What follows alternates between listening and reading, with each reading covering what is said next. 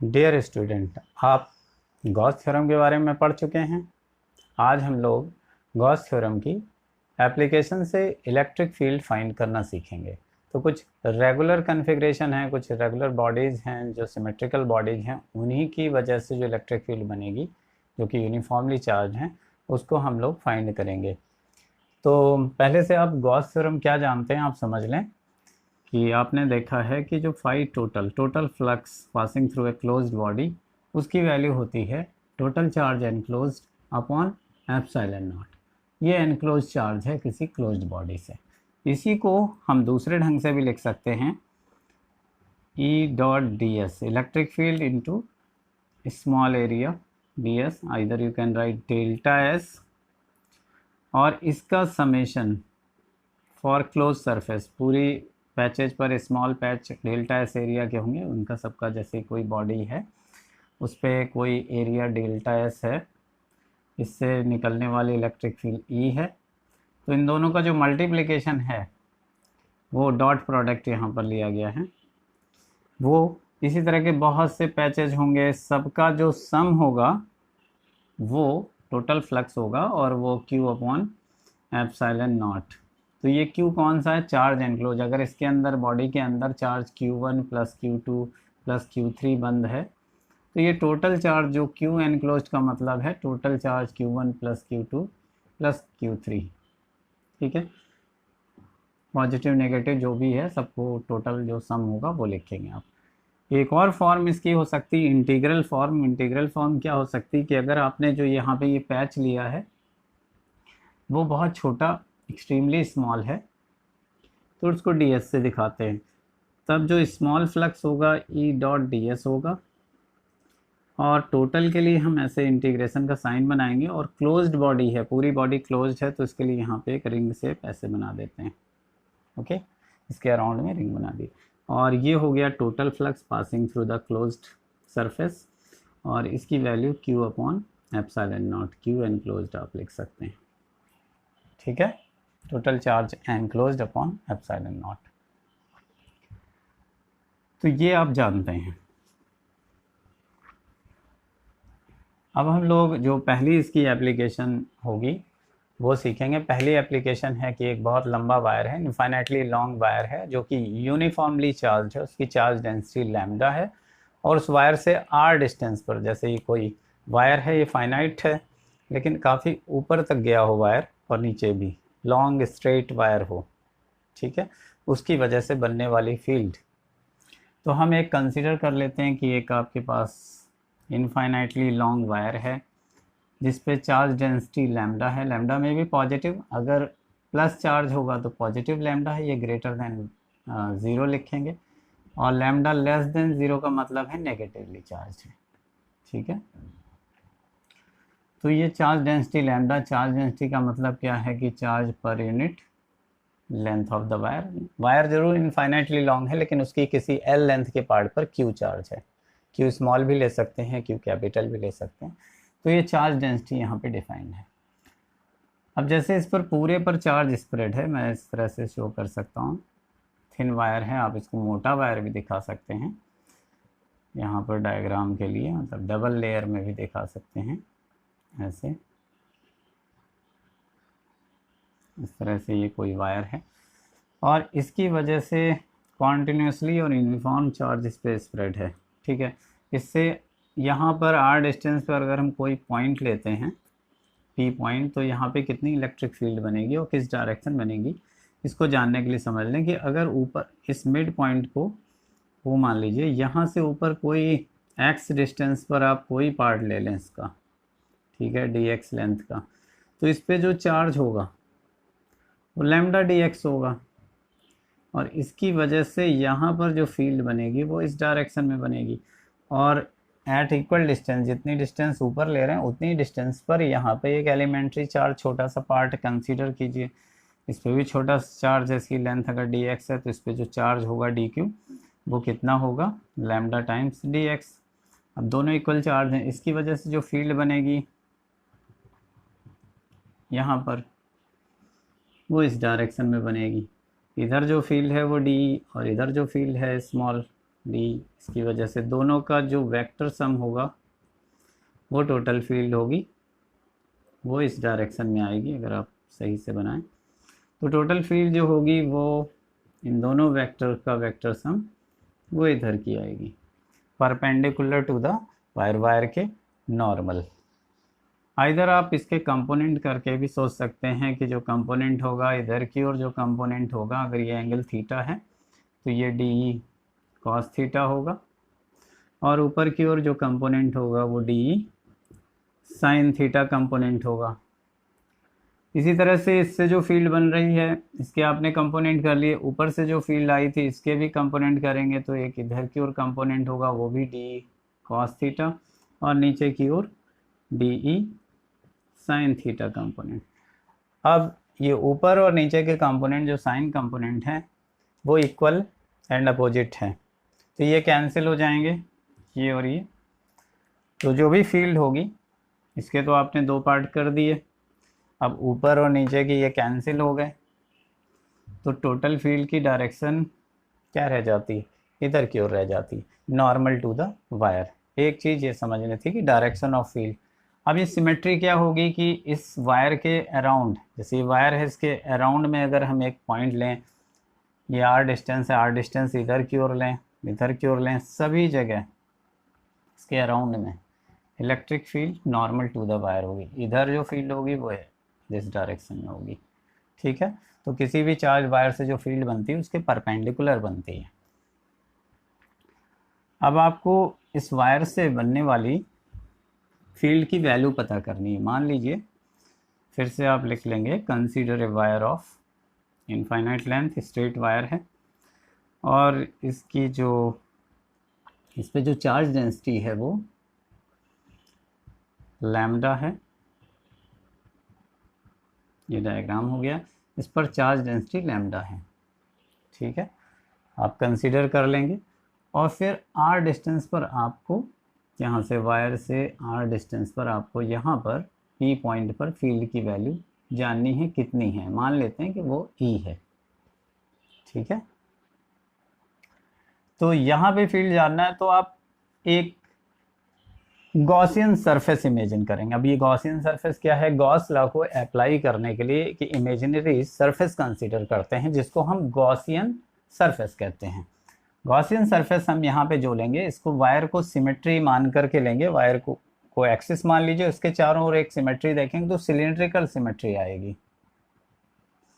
यहाँ से एक सिलेंडर जाए, आर रेडियस का एक ऐसा सिलेंडर कंसीडर कीजिए, आर रेडियस का, जो कि ई पॉइंट से जाता है और उसकी एक्सिस ये वायर है। तो इस तरह का एक आपको सिलेंड्रिकल शेप कंसीडर करने को मिलेगा, ठीक है। ये जो सिलेंडर हमने कंसीडर किया वायर के around, this is Gaussian surface.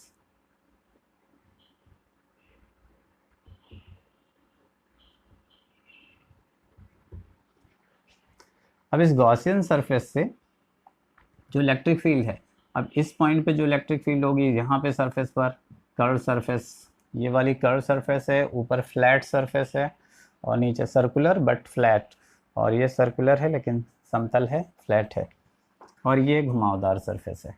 तो यहाँ पर जितनी फील्ड होगी उतनी ही फील्ड यहाँ पर भी होगी सेम, क्योंकि डायमेंशन सेम है, ठीक है। वायर इनफाइनाइटली लॉन्ग है, यहाँ पर इलेक्ट्रिक फील्ड ई है, इधर इलेक्ट्रिक फील्ड ई होगी, इधर भी इलेक्ट्रिक फील्ड होगी। ऐसे ही ये अगर ऐसे कर्व 3D पिक्चर हो तो इसमें आप देखेंगे यहाँ पर भी आर डिस्टेंस पर बाहर की ओर बोर्ड से उतनी ही फील्ड होगी।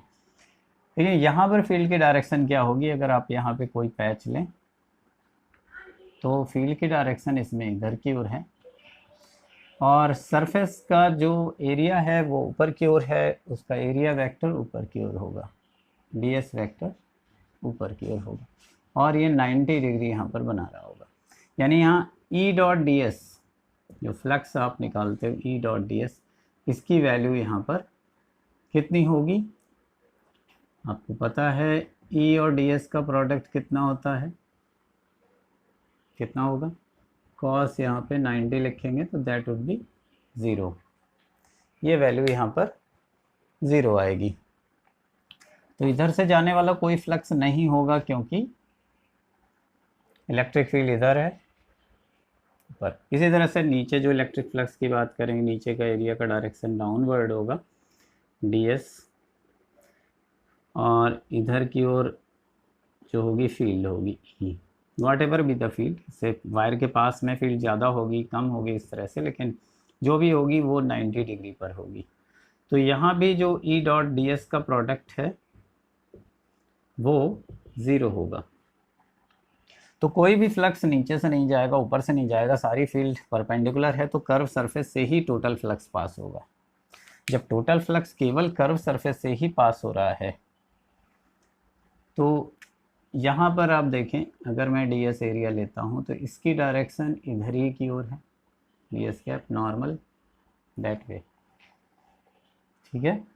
तो यहाँ से जो फ्लक्स जाएगा वो ज़ीरो नहीं होगा। इधर भी आप पैच लेके देखें छोटा सा एरिया, तो डी एस इलेक्ट्रिक फील्ड इधर की ओर है और सरफेस का डायरेक्शन भी इधर बाहर की ओर है। तो एंगल कितना बन रहा है, थीटा यहाँ पे जीरो बन रहा है, इधर भी थीटा कितना है, ज़ीरो है। थीटा जब ज़ीरो है मतलब सेम डायरेक्शन में ई डी एस, तो ई डी एस की वैल्यू, इसमें ई डी एस की वैल्यू कितनी होगी, ई dot D S cos zero, cos zero 1 होता है, तो ई डी एस की वैल्यू, ई डॉट डी एस की वैल्यू ई डी एस के बराबर होगी, ज़ीरो नहीं होगा, फाइनाइट वैल्यू होगी, ठीक है। तो कुल मिला के बात ये निकली कि जो भी फ्लक्स वायर से बनेगा वो गॉसियन सरफेस की कर्व सरफेस से बाहर जाएगा, गॉसियन सिलेंडर के कर्व सरफेस से ही बाहर जाएगा। तो यहाँ पे आप अगर जो चीज़ें शुरुआत की हैं लिख लेंगे, consider a wire of charge density lambda and at r distance जो इलेक्ट्रिक फील्ड होगी वो हमें फाइंड करनी ई, ठीक है, और that would be normal. Consider a Gaussian surface of radius r around the wire, then the flux only pass through the curve surface। तो जो कर्व सरफेस से फ्लक्स जाएगा, अब आप गॉस लॉ जानते हैं, गॉस लॉ को अगर हम यूज़ करें,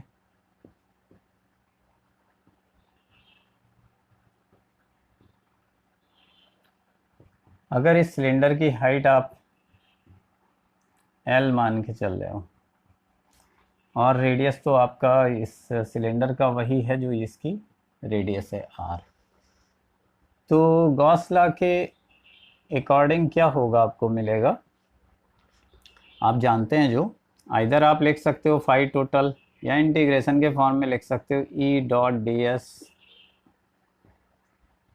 इस तरह से equal to charge enclosed upon epsilon not.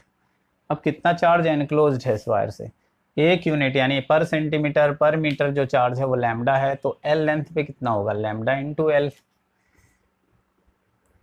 Here charge enclosed Q enclosed equal to lambda times of L होगा।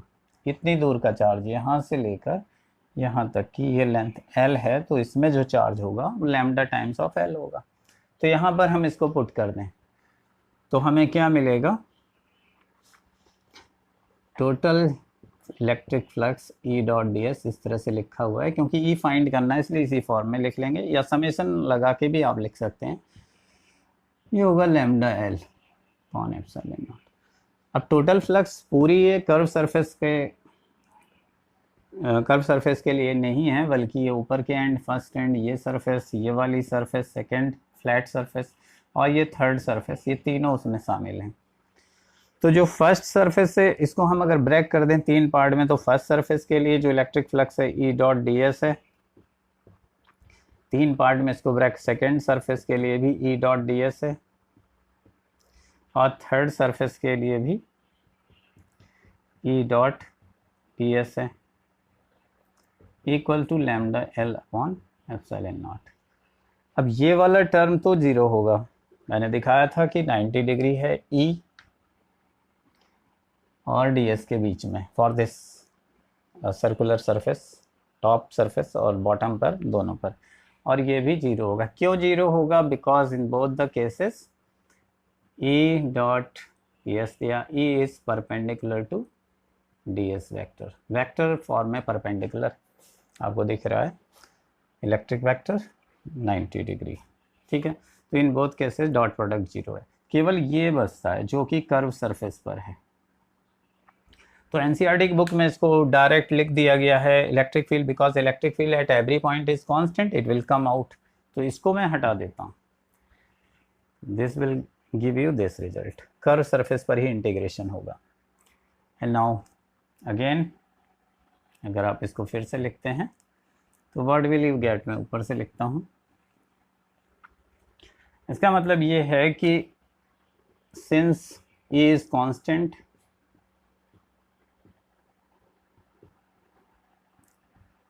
on every point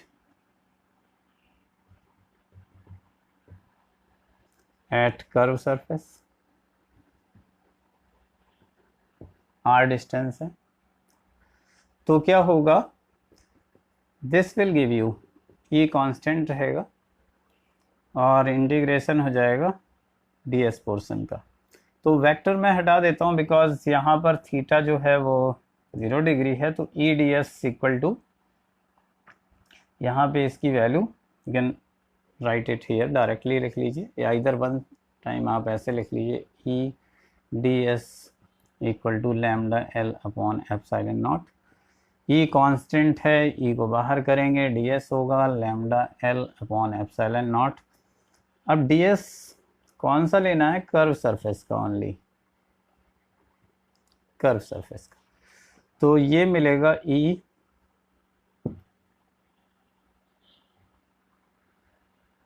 क्या मिलेगा,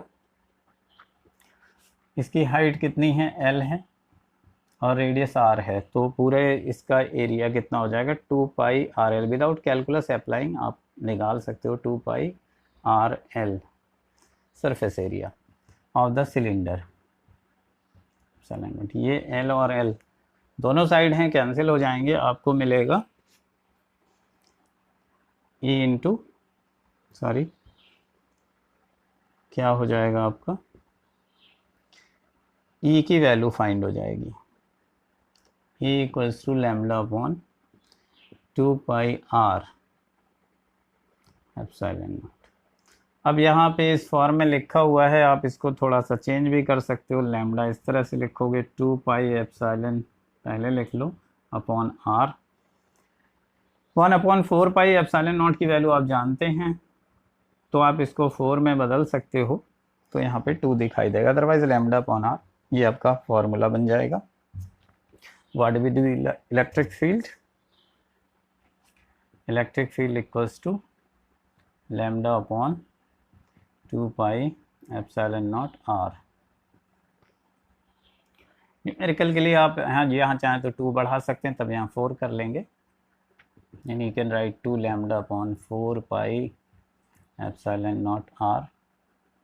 ओके, आपको पता है इसकी वैल्यू कितनी होती है, 1/4 पाई एप्सिलॉन नॉट की value 1/4 pi epsilon naught equal to 9 into 10 to the power 9। तो ये आपको वहाँ पर रख सकेंगे न्यूमेरिकल्स में। लैम्डा यहाँ पे क्या है, charge density, linear charge density, और इस तरह से ये फार्मूला निकल आता है। आप देखते हैं E is proportional to 1/r, square में वैल्यू नहीं कम होगी, डिस्टेंस के साथ 1/r के टर्म में वैल्यू कम होगी। ये थोड़ा लॉन्गर प्रूफ देखने में लगता है। एनसीईआरटी में केवल आपको इतना ही लिखना है कि total electric field only pass through the curve surface, total electric field only pass through the curve surface, therefore flux through the curve surface equal to area of curve surface, और total जो charge enclosed है lambda into L on epsilon naught. इस तरह से आप लिखेंगे तो आप डायरेक्ट पहुंच जाएंगे रिजल्ट पे 2 pi R L lambda L upon epsilon naught, L cut गया, ई की value lambda upon 2 pi R epsilon naught. बिना कैलकुलस का प्रयोग किए आप लिख सकते हैं। ओके, तो इस तरह से डायरेक्ट लिखा हुआ है, आप ऐसे भी लिखते हैं तो मार्क्स तो कटेंगे नहीं, बट यहाँ पे ये अप्रोच लिखनी पड़ेगी कि इलेक्ट्रिक फील्ड केवल कर्व सरफेस से जाएगी और केवल कर्व सरफेस का एरिया ले लेंगे, and E will be constant eight every point. तो ये तरीके से भी किया जा सकता है। तो 2 लाइनों में भी निकल आता है same result. Okay,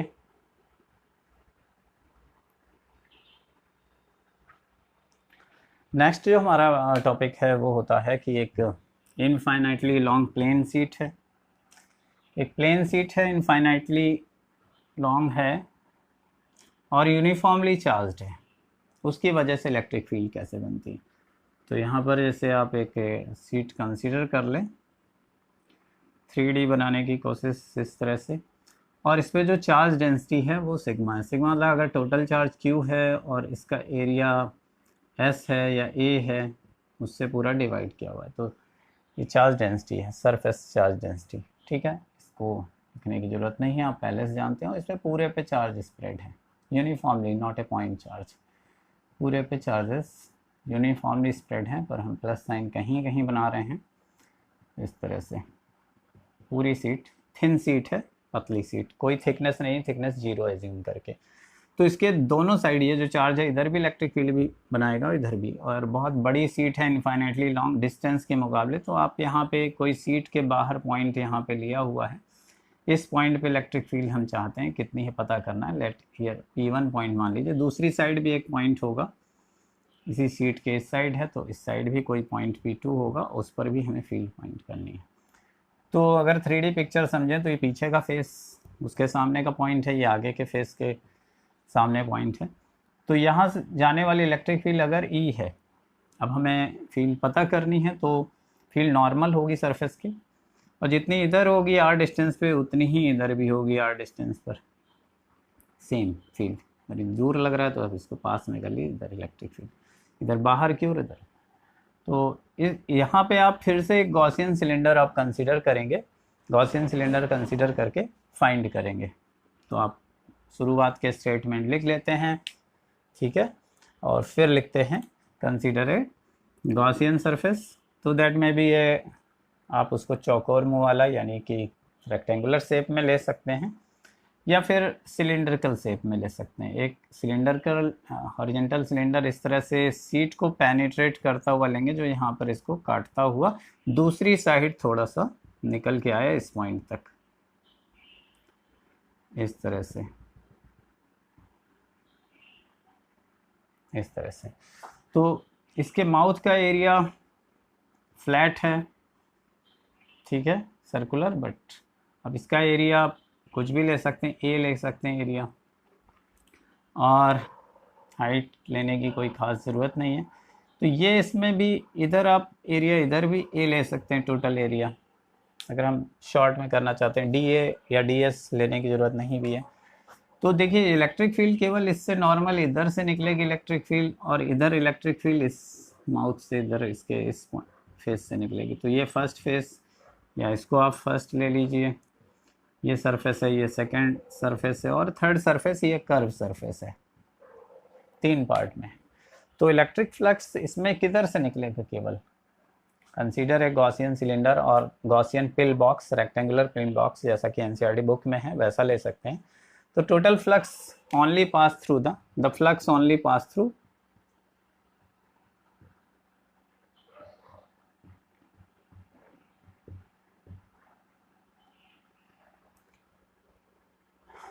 circular ends.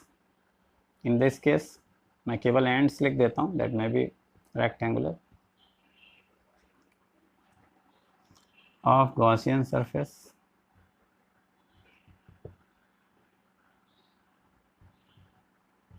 ठीक है।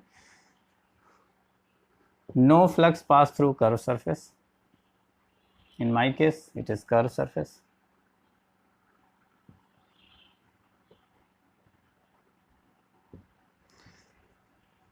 कर्व सरफेस, ठीक है।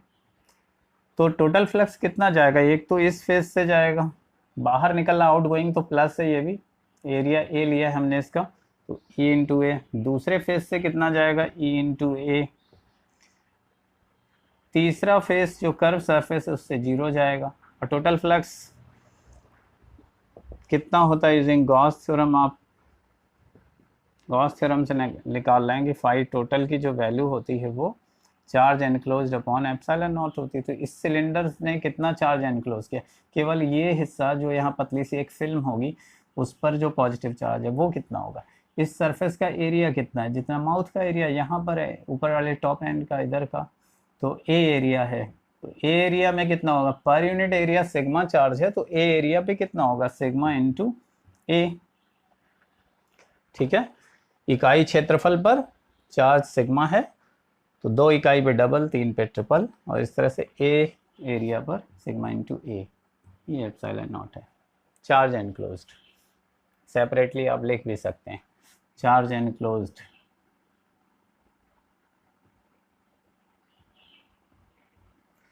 यहाँ पे क्यू एनक्लोज्ड की वैल्यू होगी सिग्मा इंटू ए। ठीक है, तो जो ये वाला पार्ट है यही चार्ज को एनक्लोज कर रहा है, तो वो हमने लिख लिया। और इस फेज से फ्लक्स बाहर निकल रहा है, इधर से फ्लक्स बाहर निकल रहा है, इधर से। ठीक है, बराबर फ्लक्स निकलेगा दोनों ओर से, सेम एरिया है। ठीक है, तो आपका टोटल फ्लक्स कितना हो गया, 2E इंटू ए, और ये सिग्मा ए एप्सिलॉन नॉट, ए और ए कैंसिल हो जाएगा, तो जो फील्ड मिलेगी वो कितनी मिलेगी, E equals to sigma upon epsilon naught. Okay, और ये 2 कहाँ गया, 2 भी तो रहेगा। ठीक, किसी प्लेट की वजह से जिस पे चार्ज डेंसिटी सिग्मा हो, पॉजिटिवली चार्ज मान लीजिए कि प्लेट है और इस पर सिग्मा चार्ज डेंसिटी है, पॉजिटिव सिग्मा, तो इसकी वजह से इधर के पॉइंट पे जो फील्ड होगी इधर की ओर होगी और इधर की ओर भी सेम फील्ड होगी। इवन मैं क्यों लिख रहा हूँ कि मैं एक और प्लेट बनाने वाला हूँ, उसकी वजह से भी इलेक्ट्रिक फील्ड दिखाऊंगा, तो इसकी वजह से बनने वाली फील्ड इस पॉइंट पे बाहर की ओर, इधर इधर की ओर। अगर कोई दूसरी प्लेट इसके पास में रख दें और उस पर भी चार्ज डेंसिटी सिग्मा हो, plus sigma charge per unit area इस पर स्प्रेड है, तो इसकी इस सेकंड प्लेट, ये आपकी फर्स्ट प्लेट है, ये सेकंड प्लेट है, इसकी वजह से जो फील्ड बनेगी, यहाँ के ही पॉइंट की बात करें तो वो इधर की ओर होगी, ये ड्यू टू सेकंड प्लेट, और इसकी वजह से यहाँ पे जो टोटल फील्ड होगी वो ज़ीरो हो जाएगी, क्योंकि दोनों फील्ड की वैल्यू बराबर है और अपोजिट डायरेक्शन में है। इसकी वजह से फील्ड और इसकी वजह से sigma upon 2 epsilon not field है। तो दोनों फील्ड इन बीच के पॉइंट्स पे इक्वल एंड अपोजिट होंगी। नेट फील्ड कितनी होगी, सब्ट्रैक्ट हो जाएगी, नेट फील्ड की वैल्यू दोनों का डिफरेंस होगा, तो डिफरेंस 0 आएगा, तो बीच में फील्ड 0 होगी। अब यहाँ पर क्या होगा, इस प्लेट की वजह से इधर जो फील्ड बनेगी वो E2 इधर की ओर बनेगी, इसी तरह से इसकी वजह से यहाँ पर जो फील्ड बन रही है इस प्लेट की वजह से E2 इधर की ओर बन रही है। साथ साथ पहली प्लेट की वजह से भी वहाँ पर फील्ड बनेगी, वो प्लेट से दूर की ओर जाएगी इस तरह से। तो यहाँ और यहाँ जो दोनों प्लेटों के बीच का भाग है वहाँ फील्ड 0 है, जो किनारे का पॉइंट है वहाँ पर फील्ड दोनों एक ही दिशा में है, तो इनकी वैल्यू ऐड हो जाएगी। जो टोटल फील्ड यहाँ पर होगी E, वो E1 और E2 का सम होगी, तो total field sigma upon 2 epsilon not plus sigma upon 2 epsilon not, दोनों का सम हाफ हाफ मिल करके पूरी हो जाएगी सिग्मा अपॉन एप्सिलॉन नॉट। इसी तरह से यहाँ पर जो फील्ड होगी वो भी जुड़ जाएगी, E equal to E1 plus E2, और टोटल फील्ड यहाँ भी सिग्मा अपॉन एप्सिलॉन नॉट आएगी। ठीक है, कहीं कहीं बुक्स में आपको इस प्लेट का डायग्राम केवल एक लाइन से दिखा सकते हैं।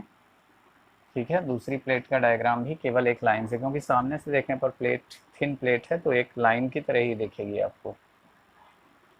तो आप समझ गए हैं इसमें बीच में फील्ड कितनी होती है, 0, और किनारे field sigma upon epsilon not, किस दिशा में, बाहर की ओर, इस दिशा में। टोटल फील्ड यहाँ पर बाहर की ओर होगी सिग्मा अपॉन एप्सिलॉन नॉट, यहाँ पर फील्ड 0, यहाँ पर E की वैल्यू ये है। ठीक है, इस तरह से आता है, तो बीच में फील्ड है नहीं। एक अगला केस ले लेते हैं। केस सेकेंड, इसमें केस में क्या लेंगे, केस सेकेंड हम लेंगे जो केस सेकेंड में एक प्लेट आपकी पॉजिटिव रखें।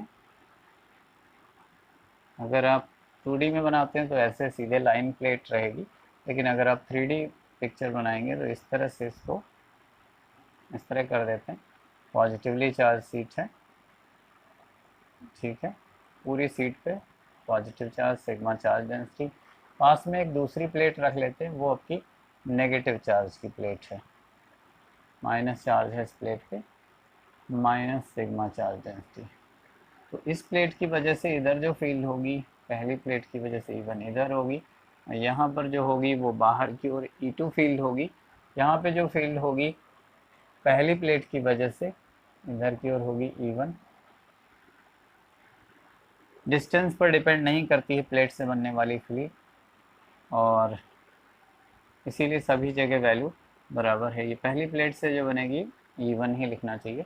सेकेंड प्लेट जो है, ये फर्स्ट प्लेट है, ये सेकेंड प्लेट से जो बनेगी फील्ड नेगेटिव की वजह से, तो वो नेगेटिव प्लेट की ओर बनेगी फील्ड।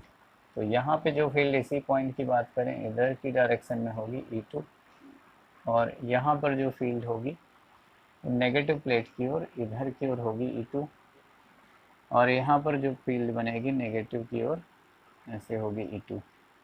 तो आपकी क्या होगा, ये दोनों अपोजिट होंगी और यहाँ फील्ड जीरो हो जाएगी, क्योंकि दोनों वैल्यू में इक्वल हैं। सिग्मा चार्ज डेंसिटी दोनों पर है, एक पे प्लस एक पे माइनस, फील्ड अपोजिट होंगी, और यहाँ पे जो टोटल फील्ड होगी E वो E1 माइनस E2 होगी, और sigma upon 2 epsilon not minus sigma upon 2 epsilon not, तो ये वैल्यू ज़ीरो होगी।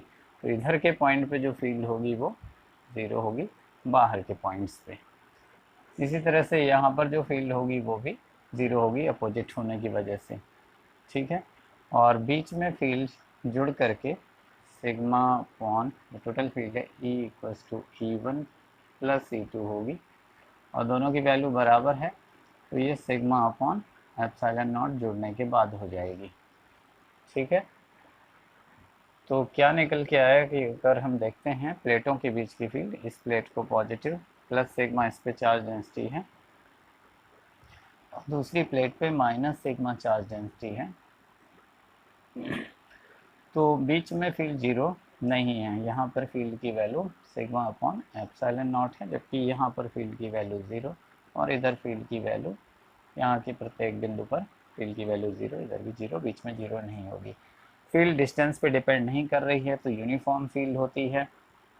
इधर से इधर की ओर फील्ड बनेगी पॉजिटिव से नेगेटिव की ओर। हाँ, किनारों पर जहाँ प्लेट ख़त्म हो जा रही है तो यहाँ फील्ड नॉन यूनिफॉर्म होने लगती है, लेकिन बीच के पोर्शन में यूनिफॉर्म, ऊपर नॉन यूनिफॉर्म, ठीक है। ये है कंडीशंस। तो दो प्लेटों के बीच में फील्ड प्लस माइनस प्लेट होने पर ज़ीरो नहीं होगी।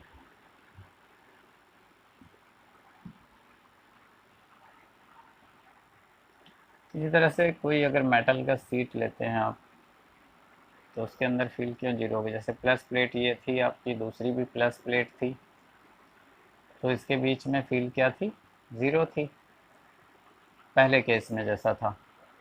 तो अगर हम इसको बंद एक डिब्बे की तरह मान लें, सब ओर से प्लेट लगी हो, तो यहाँ भी पॉजिटिव चार्ज होगा, यहाँ भी पॉजिटिव चार्ज होगा, तो हमेशा फील्ड ज़ीरो होगी। तो एक बंद डिब्बे के अंदर भी फील्ड ज़ीरो होती है, ठीक है। तो ये केस थे प्लेट से बनने वाली फील्ड के।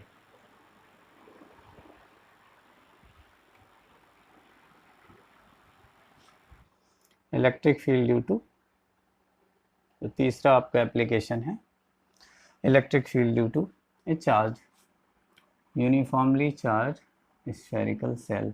मान लीजिए एक स्फेरिकल सेल है जिसका रेडियस आप ले लीजिए कुछ भी r ले लीजिए, radius r, radius capital R हमने लिया है, और इस पे जो चार्ज है वो Q चार्ज टोटल स्प्रेड है, ठीक है। पूरी सेल पर Q चार्ज स्प्रेड है, सरफेस पे Q चार्ज स्प्रेड है। ये कोई रिंग नहीं है, बल्कि 3D शेप में एक बॉल है, स्फेरिकल सरफेस, और इस पे चार्ज Q है। तो चार्ज डेंसिटी इस पे सिग्मा क्या होगी, Q upon 4 pi R square, okay. This is the charge density. तो इन बातों को शुरू में लिख लिया जाता है।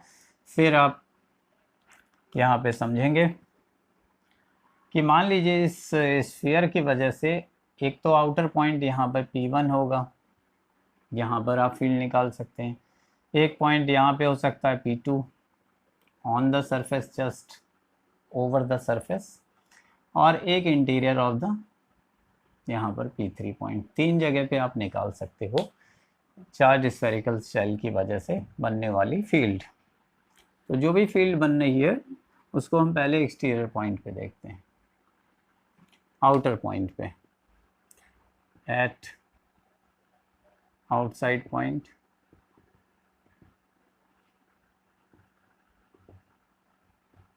P1 पर electric field, electric field outside point पे आपको देखनी है। तो यहाँ पर जो फील्ड होगी वो सरफेस से बाहर की ओर, इधर की ओर होगी। पी पॉइंट पे इलेक्ट्रिक फील्ड निकालने के लिए आप एक इसी तरह से जितने भी पॉइंट होंगे, मान लो ये पॉइंट है, let us consider the point P1 is at r distance from the center of the spherical cell। ठीक है, यानी कि r कैपिटल R से बड़ा है इन दिस केस, रेडियस से ये डिस्टेंस ज़्यादा है आउटर पॉइंट के लिए। तो यहाँ से जाता हुआ एक गॉसियन स्फीयर कंसीडर करते हैं। We will consider a Gaussian sphere passing from the point where you want to calculate the electric field. तो यहाँ से जाता हुआ एक, ये डॉटेड लाइन से दिखा रहे हैं, Gaussian sphere having centre at the same point, same centre है, दोनों कंसेंट्रिक है। तो इस पर आप छोटा सा एक पैच लेंगे ds एरिया का, तो इससे इसकी एक तो एरिया की डायरेक्शन बाहर की ओर ही होगी, तो इलेक्ट्रिक फ्लक्स जीरो नहीं होगा इसमें। तो consider a elementary area ds over the Gaussian surface from which electric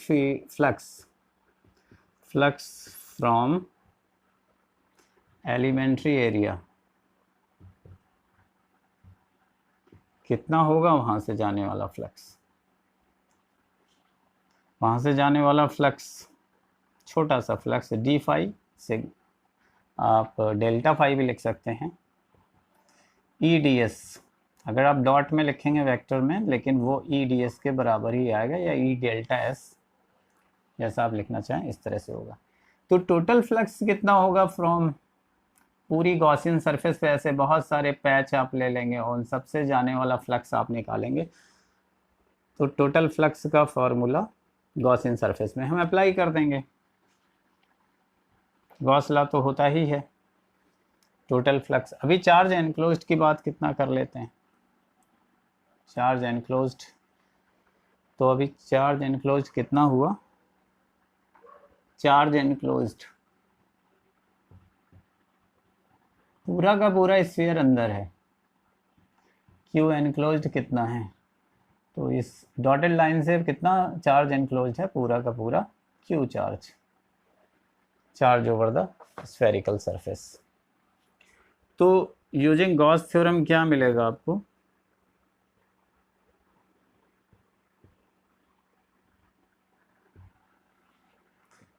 total flux equal to E dot D S, E D S लिख लेते हैं हम, इससे डॉट प्रोडक्ट होता है, ये Q enclosed upon epsilon not होता है, अगर आप इस तरह से लिखते हो।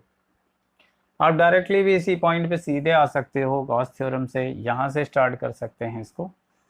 तो कितना है ई की वैल्यू, देखिए ई हर जगह बराबर है, यहाँ पे भी जो ई होगा that would be the same जितना यहाँ होगा, सिमेट्री की वजह से आर डिस्टेंस पर यहाँ पर और वहाँ पर सेम ई होगा। तो ई इज कांस्टेंट, तो ई जब कांस्टेंट है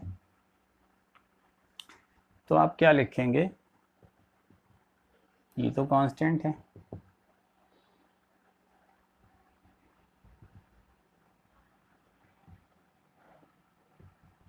ओवर गॉसियन सरफेस पूरी गॉसियन सरफेस पर। तो आपको इस स्टेप के बाद ये मिलेगा, ई बाहर रहेगा इंटीग्रेशन के, और D S equals to total charge enclosed Q upon epsilon naught. और इस तरह से इस डी एस की वैल्यू बिना इंटीग्रेट के आपको पता है कि ये वाले इस पर इंटीग्रेट आप कर रहे हैं इस स्फीयर पे, तो सबको इंटीग्रेट करेंगे तो 4 पाई आर स्क्वायर उसका एरिया होगा। ये इसकी वैल्यू कितनी आएगी। अब एनसीईआरटी में इसको डायरेक्ट लिख देते हैं, क्योंकि टोटल सरफेस से जितना फ्लक्स जाएगा दैट वुड बी ये, तो क्यू अपॉन एप्सिलॉन नॉट है। तब आपकी इलेक्ट्रिक फील्ड की वैल्यू जो अननोन है, जो आपको फाइंड करनी, ई की वैल्यू 1/4 पाई आर स्क्वायर है, वो बाद में लिख देंगे, एप्सिलॉन नॉट पहले लिख दिया, क्यू अपॉन आर स्क्वायर। 1 ना लिखना चाहें तो ऐसे लिख सकते हैं, पर 1 लिखने पे ये कांस्टेंट थोड़ा अलग दिखाई देगा, इस तरह से आप लिखेंगे। तो यहाँ पे ये फील्ड वैसी ही है जैसी एक पॉइंट चार्ज से बनने वाली फील्ड है, ठीक है। Just as if whole charge is placed at center of sphere, जैसे कि पूरा चार्ज स्फीयर के यहाँ पर रखा हो पूरा चार्ज, ऐसे बन रही फील्ड, क्योंकि आर डिस्टेंस आप यहीं से मेजर कर रहे हो। तो जैसे कि ये पूरा चार्ज सरफेस पर है अभी, लेकिन जैसे पूरा चार्ज यहाँ पर रखा हो, इस तरह से बिहेवियर हो रहा है फार्मूले का, ठीक है, जबकि ये यहाँ पर नहीं है। तो किसी स्फीयर पे मौजूद पॉजिटिव चार्ज को हम उसके सेंटर पे रखा हुआ मान सकते हैं फॉर कैलकुलेशन। जो इफेक्ट है वो वैसा ही है। अब अगर हम बात करें कि इस पॉइंट की यहाँ पर रखा हो, यानी अपने दूसरा केस लेते हैं कि electric field at the centre कितनी होगी। अभी इसमें एक, अगर आप थोड़ा सा चेंज करना चाहो, जो अभी रिजल्ट आया हुआ है, इसमें अगर आप चेंज करना चाहें तो आप ये कर सकते हैं कि Q electric field equals to 1/4 pi epsilon naught Q upon R square आपको मिला था। इसमें एक आप आर स्क्वायर ऊपर बढ़ाएं, एक आर स्क्वायर नीचे बढ़ा दें, तो आपको Q upon 4 pi R square नीचे मिलेगा, ठीक है। एक एप्सिलॉन नॉट है, आर स्क्वायर है, आर स्क्वायर ऊपर है। ये जो पोर्शन है इसको एक्सक्लूड कर दें, इतना। ये charge density Q upon 4 pi R square, इसको इतना भी कहते हैं, sigma upon epsilon naught R square upon R square. इस तरह से भी ई को देख सकते हैं। अब ये बाकी सब अगर कांस्टेंट हैं तो ई की प्रोपोर्शनलिटी तो पहले भी यही दिख रही थी, आर स्क्वायर इस तरह से है। लेकिन ये फार्मूला भी याद किया जाता है, तो आप इसको भी देख सकते हैं, ठीक है। एक फॉर्म है। हमारा दूसरा केस है कि चार्ज अगर सरफेस पे हो, उसी तरह से सिग्मा चार्ज डेंसिटी है, एक स्फीयर है जिस पर सिग्मा चार्ज डेंसिटी है, टोटल चार्ज Q स्प्रेड है इसके ऊपर पूरे पर, और charge density Q upon 4 pi R square है, जहाँ पे कैपिटल आर इसका रेडियस है। अब इसकी सरफेस पर मौजूद किसी पॉइंट पे आपको निकालनी है इलेक्ट्रिक फील्ड यहाँ पर। तो इलेक्ट्रिक फील्ड इस तरह से बाहर की ओर जाएगी। इलेक्ट्रिक फील्ड सरफेस के नॉर्मल ही होती है, यूनिफॉर्मली चार्ज सरफेस के इलेक्ट्रोस्टैटिक्स में, ठीक है। क्योंकि अगर इसका कोई कंपोनेंट होगा तो उसकी वजह से चार्ज पे कोई तिरछे होगी अगर, तो फोर्स लगेगा और वो चार्ज मूव करने लगेगा। स्टैटिक होने के लिए ज़रूरी है कि फील्ड नॉर्मल हो। अब यहाँ पे गॉसियन सरफेस आप कंसीडर कर लीजिए, passing through the point P, जहाँ पर आपको फील्ड निकालनी उस पॉइंट से जाती हुई। तो ये जस्ट आउटसाइड द, जो ब्लू कलर से हमने चार्ज स्फीयर दिखाया उसके जस्ट आउटसाइड है, ओवर द सरफेस। तो इसमें भी जो चार्ज एनक्लोज है आप लिखोगे कि Gaussian consider a Gaussian surface passing through the point on the surface having centre at the same centre where the centre of the charge sphere. Okay, इस तरह से इसको बता करके आप चार्ज स्फीयर के सेंटर पे ही गॉसियन सरफेस का सेंटर है। तो गॉसियन सरफेस से चार्ज एनक्लोज्ड कितना है? टोटल चार्ज एनक्लोज्ड इस सेकेंड केस में ऑन सरफेस वाला पॉइंट है, electric field on surface of the charge sphere, इसमें क्या है, स्मॉल आर और आर बराबर है इसमें। तो टोटल चार्ज एनक्लोज्ड कितना है? Q enclosed that is equal to total charge Q. In this case जो अगर हम गॉस थ्योरम अप्लाई करते हैं तो आपको क्या मिलता है गॉस थ्योरम से? ई डॉट डी एस आप लिखते हैं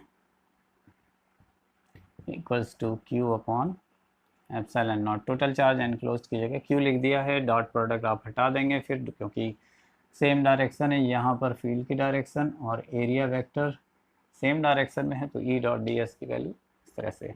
इलेक्ट्रिक फील्ड कांस्टेंट है at every point, sum of D S equal to Q upon epsilon not.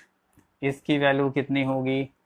पूरे गॉसियन सरफेस का सरफेस एरिया लिया जाएगा तो E into 4 pi capital R square. आपकी गॉसियन सरफेस का रेडियस भी आर है तो 4 पाई आर स्क्वायर और क्यू अपॉन एप्सिलॉन नॉट। अब इलेक्ट्रिक फील्ड की वैल्यू कितनी आ जाएगी? Electric field equal to Q upon this much, Q upon 4 pi epsilon naught R square. ये भी पॉइंट चार्ज से बनने वाली फील्ड है और मैक्सिमम फील्ड होगी क्योंकि आर की वैल्यू सबसे कम है। बाहर के पॉइंट पे फील्ड कम थी बहुत दूर, यहाँ बढ़ती जा रही है, यहाँ बढ़ जाती है, यहाँ पर बढ़कर फील्ड इतनी हो गई। इसको आप दूसरे फॉर्म में भी लिख सकते हैं। एक फॉर्म तो ये आपको दिखाई दे रहा है ये वाला, लेकिन अगर 4 पाई आर स्क्वायर से हम डिवाइड कर दें क्यू को, ये चीज़ यहाँ पे सिग्मा बन सकता है। तो you can also write as electric field equal to ये पोर्शन अगर हम ले लें इतना पोर्शन, तो that is sigma upon epsilon naught. This will give you again where sigma is surface charge density. तो इस तरह से इलेक्ट्रिक फील्ड दो फॉर्म में लिखी जा सकती है इस पर।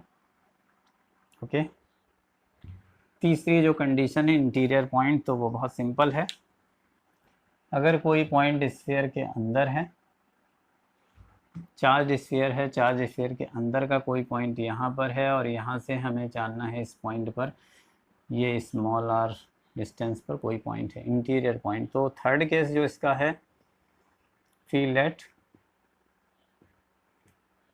Interior points of charge sphere.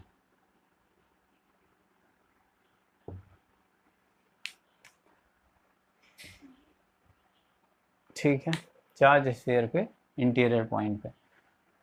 तो आप यहाँ पे देखेंगे कि आप गॉसियन सरफेस आप यहाँ से जाती हुई कंसीडर करिए। Spherical, consider a spherical Gaussian surface passing through the point P interior of the charge sphere. ठीक है, ये गॉसियन सरफेस है। तो इस गॉसियन सरफेस से कितना चार्ज एनक्लोज है? चार्ज तो बाहर बाहर इस सरफेस पर है, आउटर सरफेस पर, चार्ज स्फीयर पर, तो अंदर तो कोई भी चार्ज एनक्लोज नहीं होगा। तो charge enclose in this case by Gaussian surface, charge enclosed by Gaussian surface. कितना चार्ज एनक्लोज होगा? Q enclose equal to 0। Then using Gauss theorem,